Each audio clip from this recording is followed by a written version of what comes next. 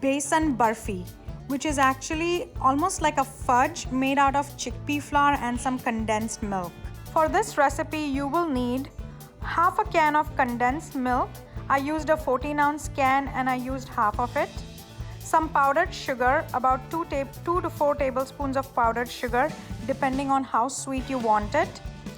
2 tablespoons of chopped pistachios. Again, this is optional for garnish. I also used a few rose petals I had for garnish. And then half a teaspoon of cardamom powder. If you have cardamom pods, you can pound it and make it into a powder. The star of our show, chickpea flour. I used 1 cup of chickpea flour for this recipe, and I also made a big mess trying to get the chickpea flour out. Note to self, use a spoon next time to get the flour out. Now, Indian desserts are made with ghee, which is clarified butter. So for this recipe, I used about 4 tablespoons of ghee. Add the ghee to a pan and heat it. Once the ghee is hot, add in the chickpea flour to the ghee and toast this. Now the fun begins. The idea is to toast this chickpea flour till the raw smell goes away. One of the notes that I took from making this sweet was you have to make sure that the flour is toasted completely. Do this on a low flame for about 15 minutes so that everything smells nutty and cooked before we go to our next stage. I kept frying this and it takes a lot of patience. Do not lose patience at this stage because the nuttier the chickpea flour gets, the tastier your end product will be.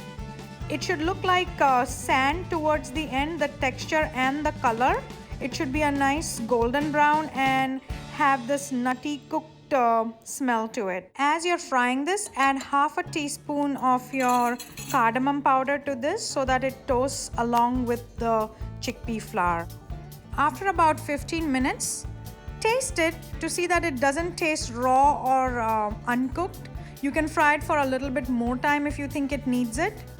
Then the next thing to add to this is our condensed milk. I added about half a can, which is 7 ounces. And you add the condensed milk and you mix this and cook this. Make sure you do this on a low flame so that you don't burn anything. It kind of looks lumpy, but slowly it will begin to look like a cohesive mixture.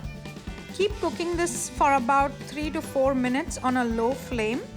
And then the next thing that we are going to do after this is to take this out, put it in a bowl and knead it. We're going to knead this along with our powdered sugar. You'll have to do this when the mixture is lukewarm and not super cold so that the sugar mixes in. You can use between 2 to 4 tablespoons of sugar depending on how sweet you want it.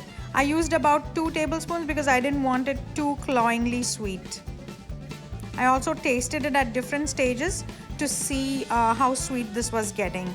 After kneading my chickpea flour with the powdered sugar for about 5 minutes, I incorporated all the sugar into it and then I placed this in my sheet pan, which I had greased with some ghee before that. I flattened it and spread it evenly on my sheet pan. Then I added my chopped up pistachios and a few dried up rose petals as my garnish, and I set it aside for about 20 to 30 minutes. Then I cut them into diamond shapes. This was a fun, simple, easy dessert idea that makes a great gift as well. As a kid, I grew up eating besan laddus made by mom, though I will say hers are still the best. I made the besan burfis to celebrate 17 years of being together, married to Patrick. So happy anniversary, Patrick. Video and burfi by Shorna. Burfi enjoyed by Patrick. Thank you for watching. Today's chef's tip is a life tip. The idea is to keep trying. As long as we keep trying, perfection happens as we keep trying. As I started making these videos, I did not focus too much on them being perfect, but I set a self goal of making 1 video per day. And as I kept doing it, I got better. So keep trying is the message of the day.